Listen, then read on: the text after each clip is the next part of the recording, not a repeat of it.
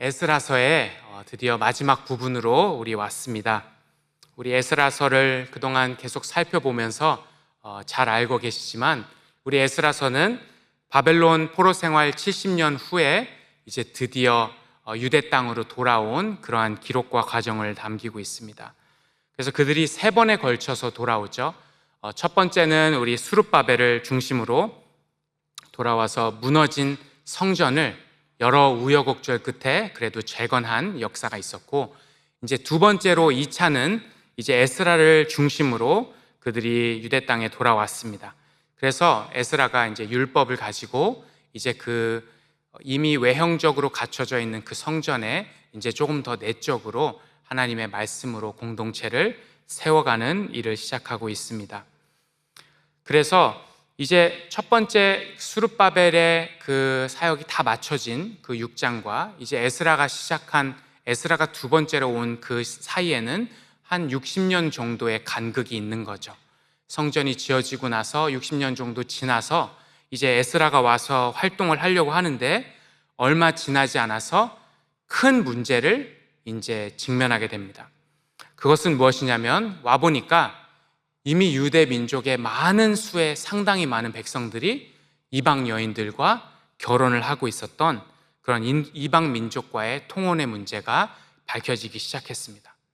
그래서 에스라가 굉장히 큰 충격을 받습니다. 그러면서 9장 10절에 우리가 주의 계명을 저버렸다 말하면서 그가 옷을 찢고 그렇게 금식을 하면서 굉장히 고통스럽게 애통하는 모습을 보여주고 있습니다. 왜냐하면 이 통혼의 문제는 단순히 언약 하나를 어긴 문제가 아니라 이것은 하나님과의 그 계명 하나의 문제가 아니라 하나님과의 전체적인 언약을 사실상 깨트려버린 그러한 사건 중에 하나이기 때문입니다. 우리 출애굽기 19장에 우리가 알듯이 하나님께서 계명을 주시면서 율법을 주시면서 내 언약을 지키면 너는 너의 백성이 되고 나는 너의 하나님이 되리라 이렇게 약속해 주셨잖아요.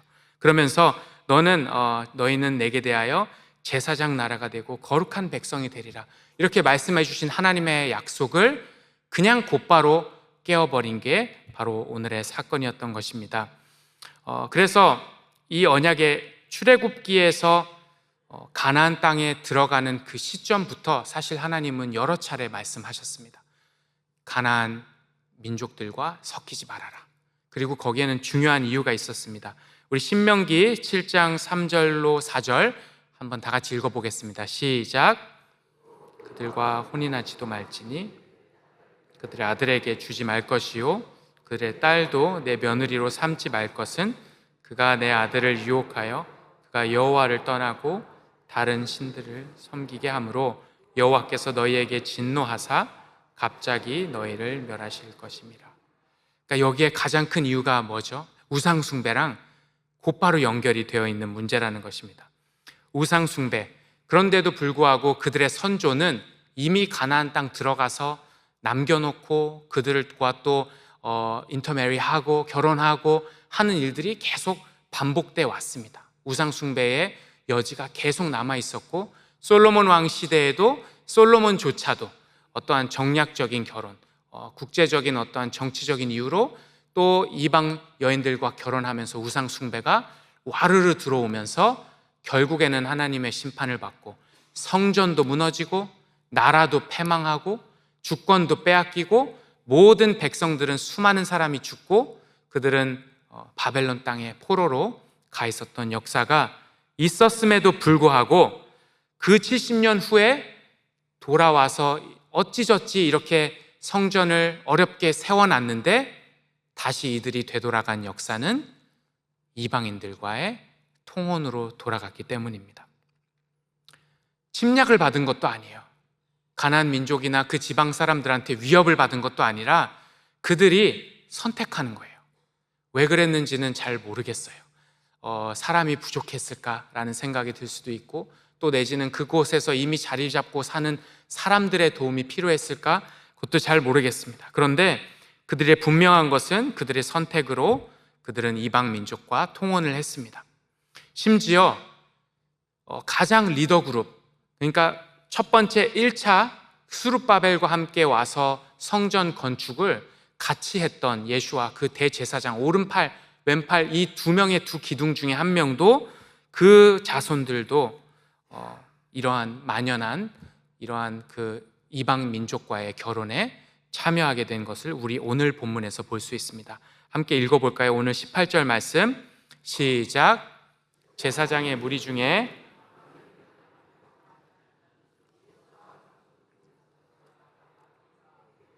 마아세아와 엘리에셀과 야립과 그달랴라. 그러니까 성전 재건의 주축들도 한두 명이 아닌 거예요. 이 주축들도 왜 그렇게 이방 그 땅의 여인들과 이렇게 결혼을 하기 시작했는지 이렇게 계속 나타나는 것입니다.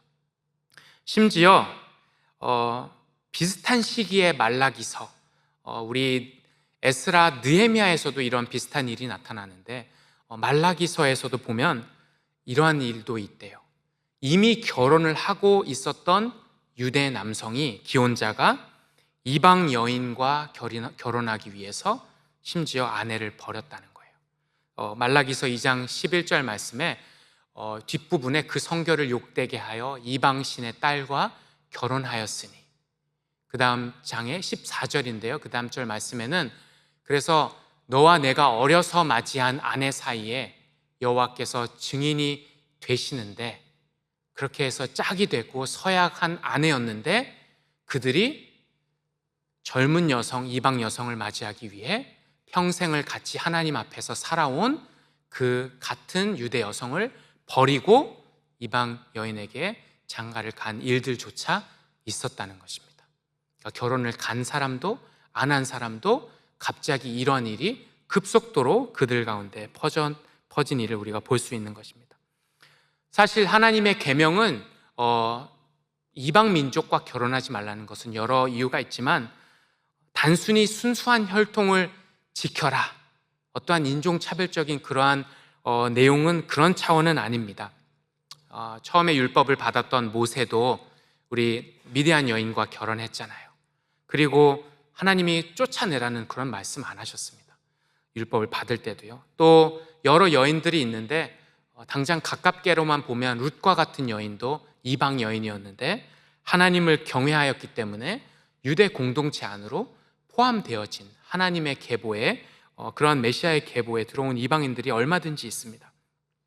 따라서 오늘 본문은 단순히 결혼이라는 것, 단순히 그러한 이방 민족과의 결혼이라는 그 표면적인 현상 넘어 더 깊은 원리가 있습니다. 그것은 바로 우상을 섬기는 이 세상의 문화 속에 아무런 거리낌 없이 동화되고 있는 그 민족의 그 영적인 상태를 경고하고 있는 것입니다.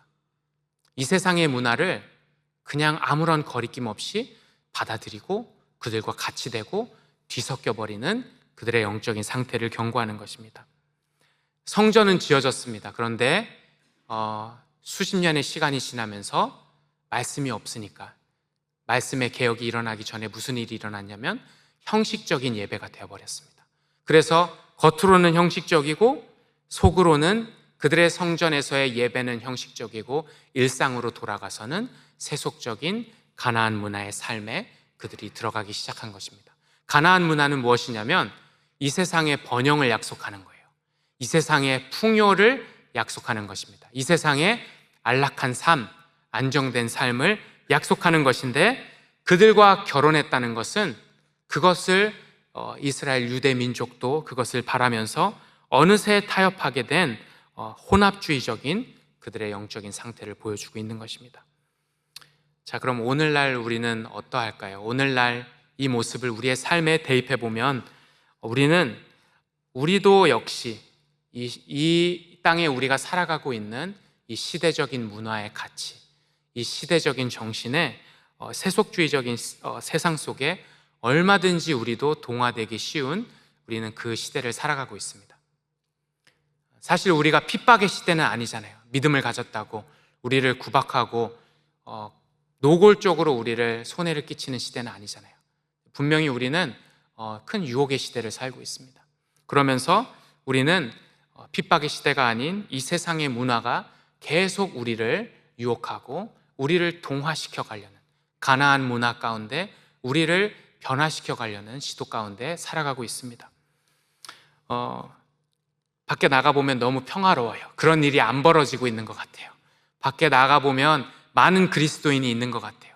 밖에 나아가면 기독교적인 문화 속에 우리가 살아가고 있는 것 같습니다. 그런데 이 시대는 분명한 것은 가나안의 문화가 끝없이 우리 그리스도인들의 삶 가운데로 잠식해 들어오고 있는 시대라는 것입니다.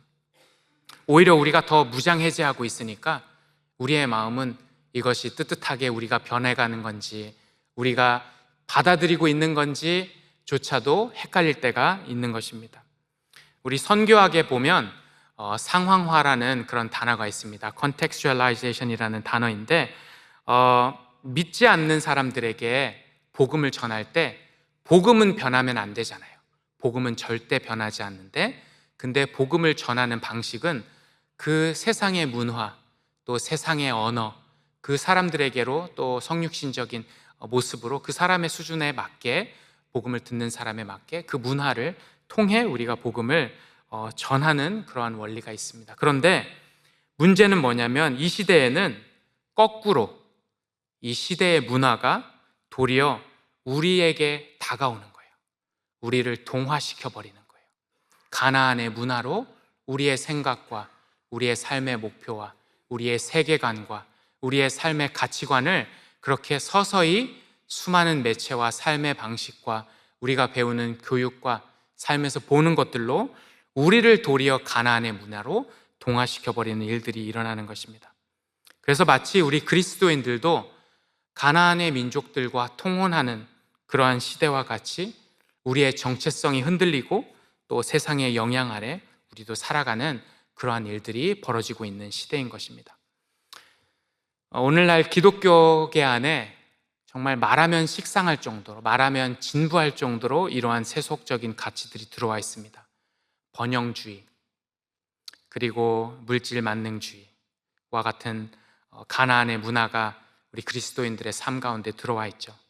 안정과 안락함이 삶의 목적이 되어버리고 우상이 되어버리고, 얼마나 더 누가 인생을 잘 즐기고 있느냐의 문제가 되어버리고, 또한 우리가 수고한 것 이상으로 일확천금을 바라는 세상 사람들과 같은 그러한 한탕주의의 문화 속에도 우리가 영향을 받고 있습니다.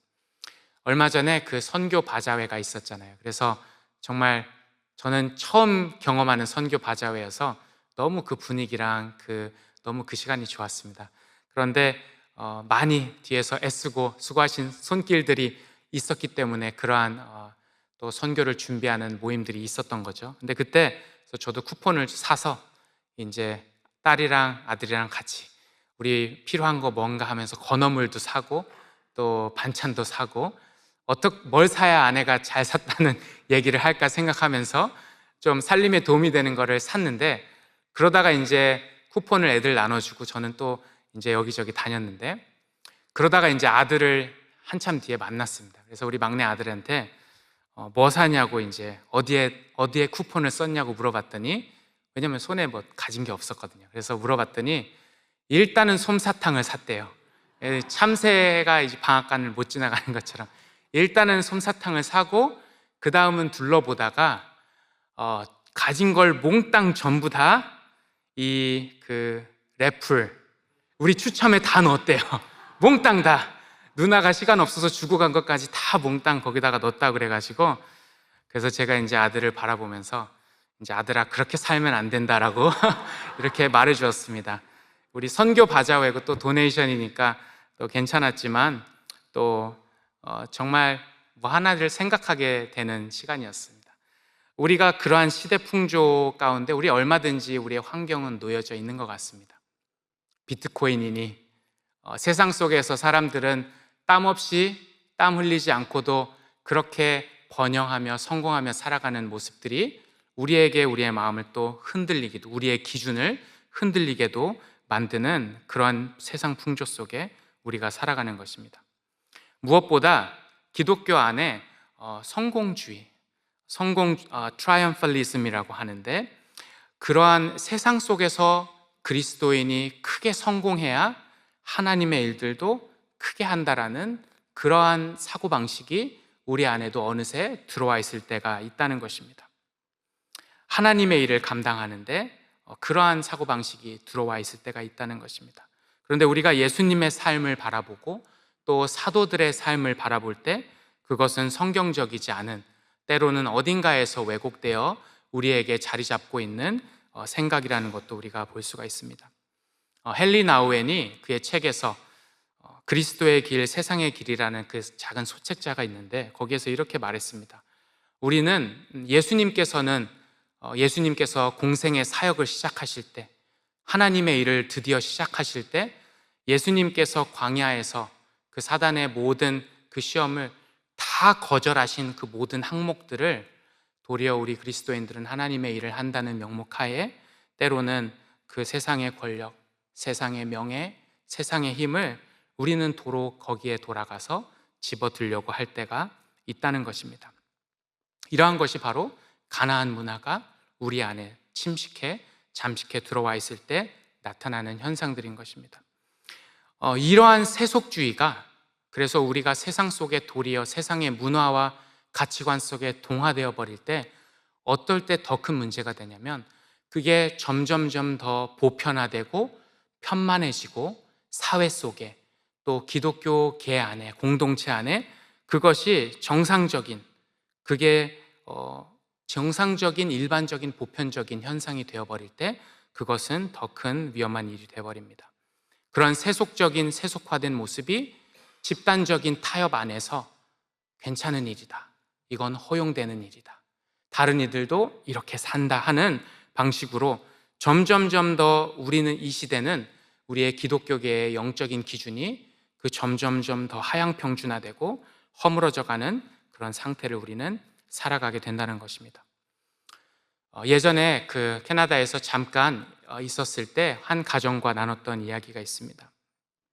한국에서 정말 치열하게 맞벌이를 했대요. 그래서 신앙적으로도 가정적으로도 정말 큰 그런 빨간불을, 위기의식을 느꼈대요. 왜냐하면 예배는 물론 가정도 돌아볼 시간도 없이, 그래서 자녀들이 보낼 시간이 없으니까 점점 방치되고 아이들의 정서적인 문제, 불안의 문제가 나타나기 시작하고 그 극심한 경쟁 사회에서 부모님들과의 본딩도 안 되니까 이제 아이들이 그러한 위험 증상이 나타났대요. 그래서 다 냅두고 그렇게 이제 이민을 가게 되었는데, 이민 가서는 한국에서 하던 어떠한 본인의 전문성을 다 내려놓고 이제 힘든 일들을 두 부부가 하지만 그래도 가족과 보내는 시간들이 확보가 되고 자녀들과 대화하는 시간도 확보되고 또 주말에 함께 보내는 시간들이 되면서 아이들도 안정되고 또 정서적인 면이 회복되는 것을, 그리고 교회 중심으로 또 모이게 될 수 있는 그러한 계기들이 있었다는 얘기를 들었습니다.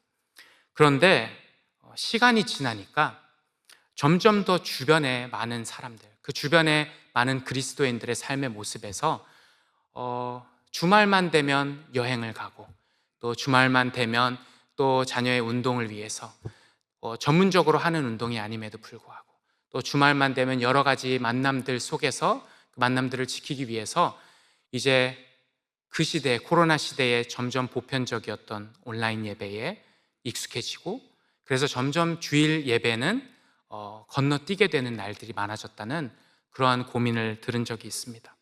그래서 참 아이러니한 것이 자녀들의 양육을 위한 관계가 회복됐어요. 정서적인 면도 회복되었어요. 그런데 이 영적인 기준이 점점 더 무너지고 있었다는 그러한 고민이 있었다는 것입니다. 주변에 우리의 삶의 이 서구 사회에서의 삶의 방식이 아무리 그것이 만연한 일이라 할지라도 그것이 우리의 보편적인 그리스도인들의 삶의 기준이 되면 안 되는데, 우리가 이 평화로워 보이는 이 세상 속에서 우리는 끝없이 다시 이 가나안 문화의 영향을 받을 수밖에 없게 되는 것입니다. 그래서 오늘 그러한 모습 속에서 세상과 통혼하고 세상의 문화 속에 잠식되어 버린 그 유대 민족을 향해 에스라가 다시 일어나게 된 것입니다. 그래서 오늘 두 번째 부분인데, 에스라를 통해 하나님께서는 하나님의 일을 시작하게 되는 것입니다. 말씀 앞에 선 공동체의 결단이 그래서 일어났습니다. 에스라가 도착하기 전까지 그 수십 년간 아무도 그거에 대해서 문제 제기를 안 한 거예요. 이 이방 민족과의 통혼의 문제에 대해서. 그런데 말씀 앞에서 깨어 있었던 한 사람, 그리고 말씀 앞에서 말씀으로 그 민족을 다시 한번 세우기 위해서 준비하고 있었던 에스라가 통해서 하나님께서 그 민족의 위기를 감지하게 하십니다. 그리고 에스라는 비난을 하진 않아요. 내가 와보니까 왜 이렇게 됐는가? 당신들은 왜 이런 거에 빠졌는가라는 말을 하진 않아요. 에스라는 민족의 그 죄가 자신의 죄로 여기고 공동체의 연약함이 자신의 허물과 책임으로 여기면서 그는 하나님 앞에 엎드려집니다.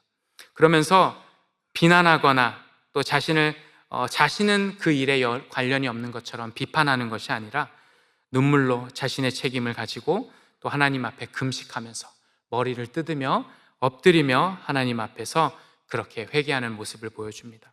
그러자 놀라운 일이 일어나죠. 에스라가 울면서 기도하니까 그것을 보고 백성들의 많은 무리들이 그 사태의 심각성을 깨닫고 하나님을 두려워하는 마음이 생기고 하나님 앞에 나아오는 무리들이 생기게 됩니다. 그 중에서 이제 스가랴 한 명이 하나님 앞에서 일어납니다. 우리 10장 3절 말씀인데 우리 한번 읽어볼까요? 시작.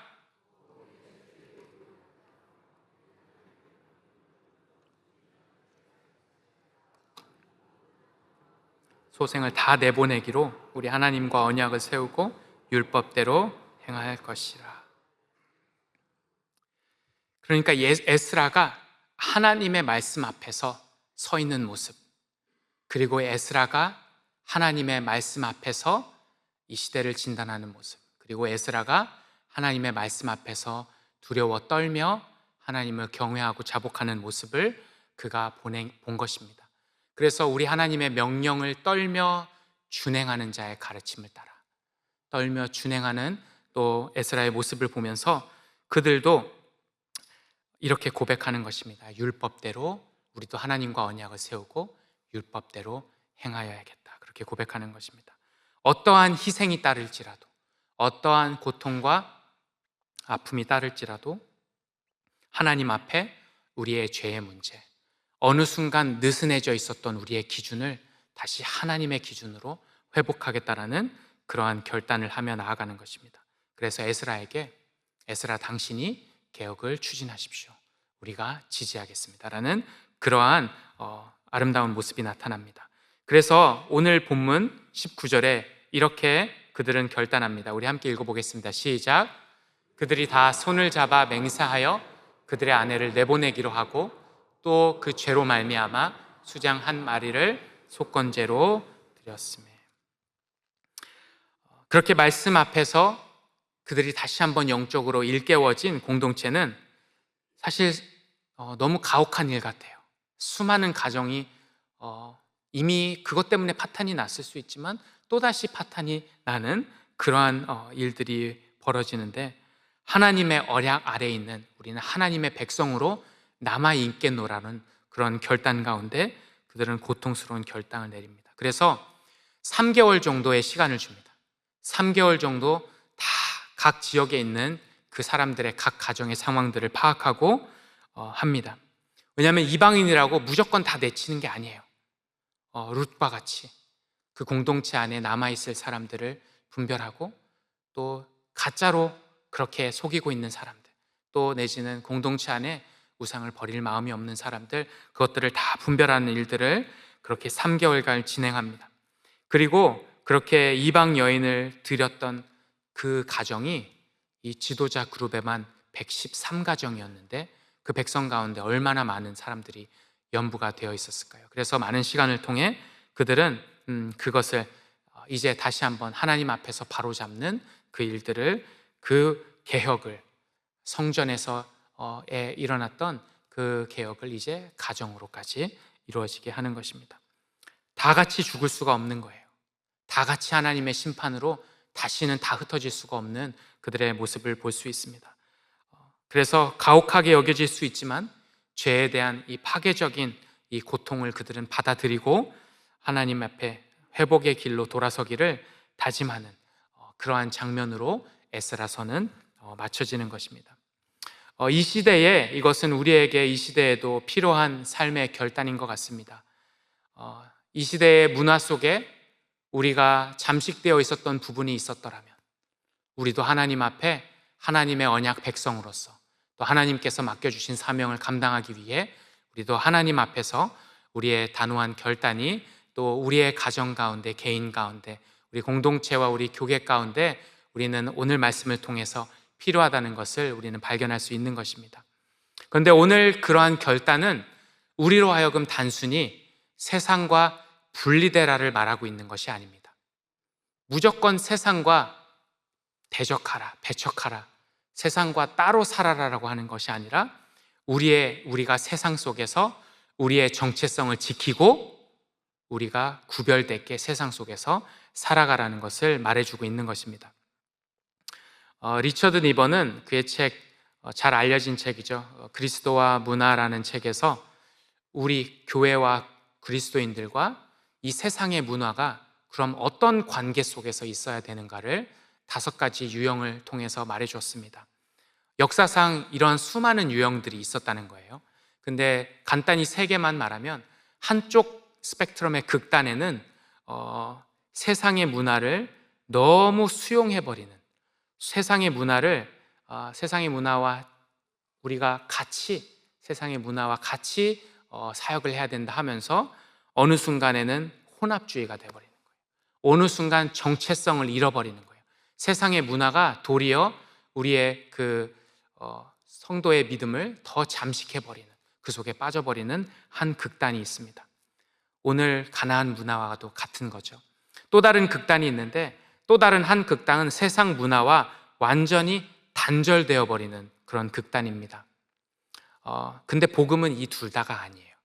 이 단절되어 버리는 이 극단은 예전에는 수도원 운동 이런 것으로도 우리가 살펴볼 수가 있겠고, 또 현대 시대에는 저는 그 뉴욕 북쪽 주에 갔을 때 그때 마차 타고 다니는 사람들 봤거든요. 아미시들 이렇게 수염 기르고 말 타고 전기 안 쓰고, 그리고 이제 메이플 시럽을 이렇게 길거리에서 이렇게 팔고 그랬던 분들이 있는데, 그분들 나름대로의 신앙이지만 그분들은 세상과 완전 단절해버리잖아요.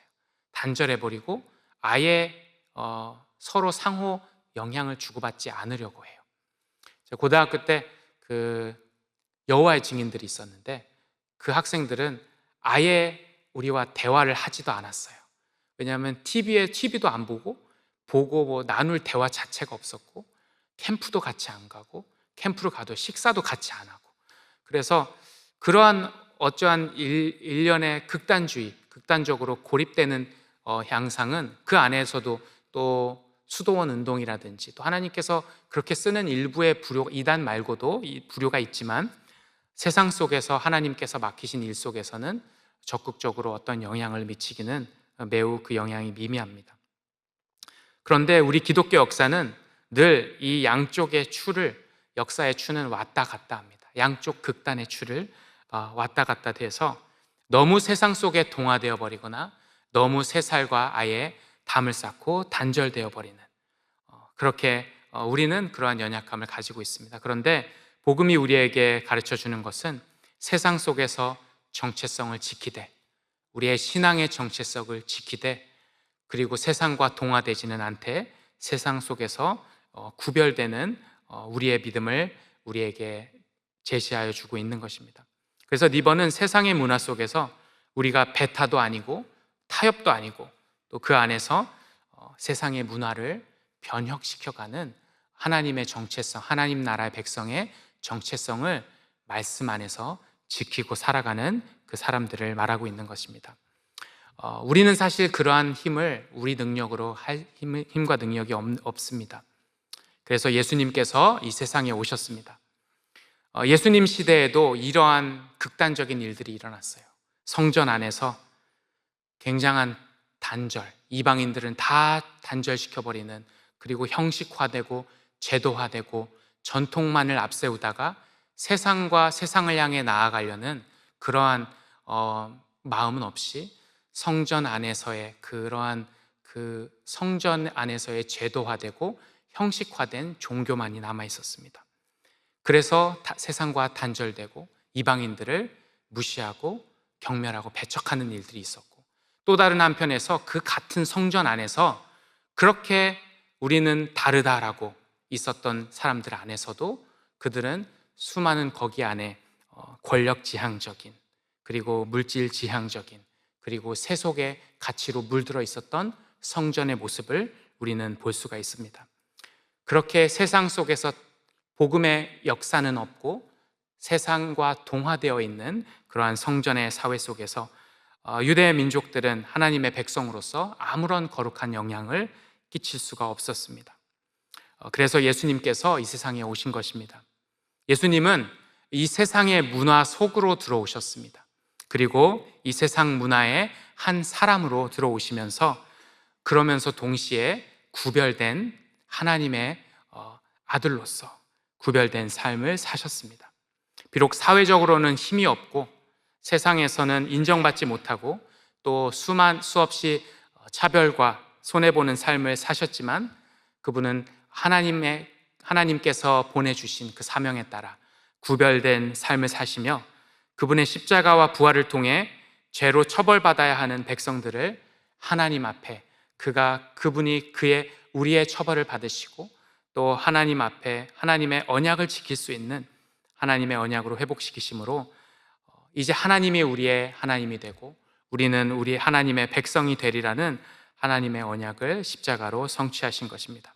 그래서 그 십자가의 은혜를 경험한 자들은 이제 참된 예배, 형식에 그치고 세상을 단절시키고 또 그 안에는 세속주의가 가득했던 성전이 아니라 이제는 참된 하나님을 경험하고 하나님 안에서의 기쁨과 은혜를 발견하고 또 하나님을 누리는 기쁨 가운데에서 또 하나님의 말씀을 붙들고 세상 가운데로 나아갈 수 있는 하나님의 은혜를 경험하며 하나님의 사명을 감당하는 하나님의 사람들이 나타나기 시작한 것입니다. 그래서 초대교회는 점차 그 거대한 성전에서 벗어나요. 점차 유대인들로부터 배척을 받았지만 또 로마 사회로부터 또 배척을 받았지만 그 형식화된 제도가 아니라 가정으로 들어가고 가정 안에서 예수님을 찬양하고 또 하나님의 말씀을 보고 또 온 세대가, 그 당시에는 주일학교도 따로 없었잖아요. 한 집안에 많이 있어봤자 10명, 15명 정도 되는 그 가정 가운데로 그리스도인들은 복음을 들고 그들의 예배는 들어가기 시작했습니다.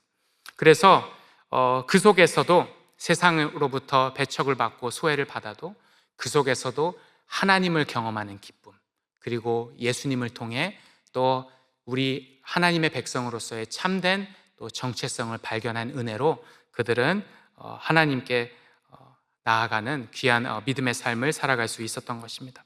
그것을 자녀들이 보았습니다. 초대교회는 처음 100년 동안 교회 건물이 없었어요.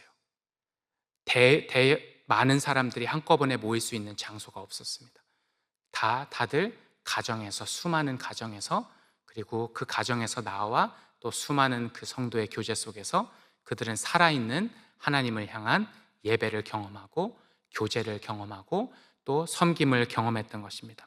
그것을 보니 그들의 자녀들은 이제 핍박의 시대가 다가오기 시작했는데, 핍박의 시대 속에서도 자녀들은 세상과 타협하거나 동화되는 것이 아니라 신앙의 정체성을 지키는 순교자들이 나타나기 시작했습니다. 또한 그들의 가정 또한 회복되었습니다. 성경은, 구약 성경에서는 우리 하나님의 신앙의 정체성을 강조하기 위해서 우리 결혼에 대한 단호한 계명이 있었지만, 신약으로 넘어와서 우리 예수님의 복음은 모든 민족에게 그리고 모두에게 하나님께서 다가가시는 그 복음의 역사가 되면서 이혼을 가르치지 않습니다. 불신, 배우자를 향한 어떠한 배격을 가르치지 않습니다.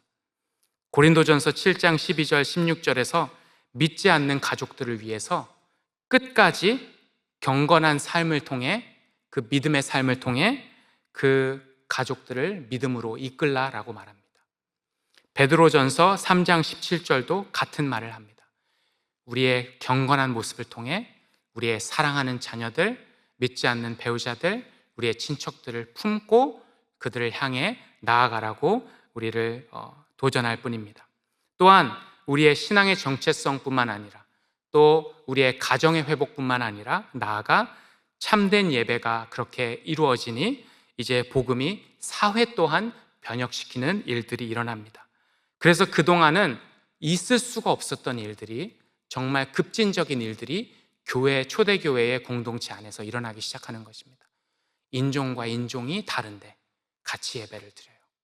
문화가 다른데 같이 예배를 드려요. 성별이 다른데 같이 예배를 드리고, 주인과 종이, 부유한 자와 가난한 자가, 사회적 계층이 다른 사람들이 같이 하나님께 나오며 형제요 자매라고 부르는 급진적인 사회 변혁이 이렇게 일어나기 시작한 것입니다. 이것이 예수님께서 또 예수 그리스도의 복음이 이 땅 가운데 이루시는 하나님의 놀라운 일인 줄로 믿습니다. 이러한 영적인 새신과 복음의 역사가 우리의 시대에도 날마다 이어지기를 소망합니다. 자, 그럼 마지막으로 우리 세상 속에서 우리 하나님의 백성의 사명을 한번 살펴봤으면 좋겠습니다. 우리도 이와 같이 이러한 일들이 우리의 삶 가운데 일어나려면 우리는 부단하게 끊임없이 하나님 앞에 서는 자가 되어야 할 것입니다.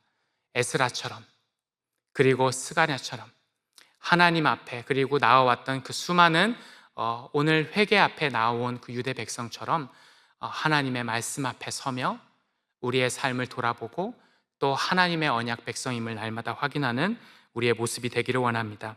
그래서 우리의 신앙이 형식적이 되거나, 그래서 우리 스스로만의 신앙생활, 우리 스스로만의 성취, 우리 스스로만의 삶이 되는 것이 아니라, 또한 동시에 우리가 세상 속에 그냥 한없이 동화되어서 세상의 가치관과 기준 속에 흔들리지 않으려면 하나님의 말씀 앞에 날마다 서야 할 줄로 믿습니다.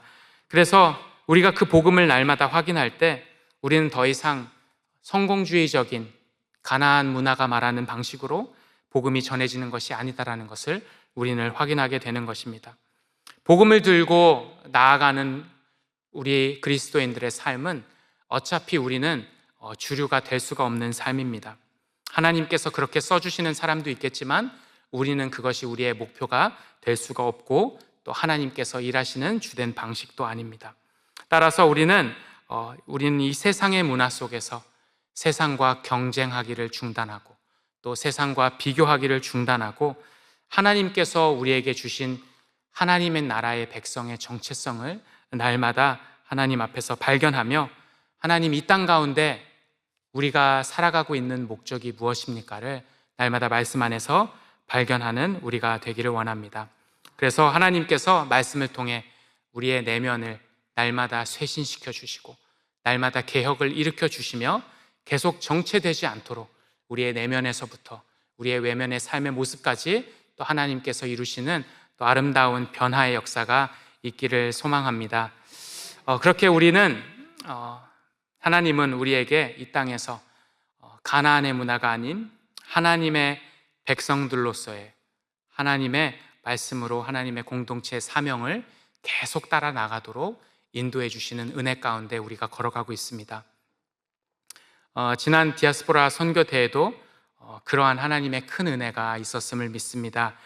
우리 준비하시는 성도님들의 모습 속에 정말 많은 선교사님들, 또 많은 목사님들, 또 정말 저도 큰 은혜를 경험했습니다. 두 분이 있었는데요. 생각나는 두 분이, 한 분은 내 직업이 뭔지 가끔 헷갈린다고 말씀하셨습니다.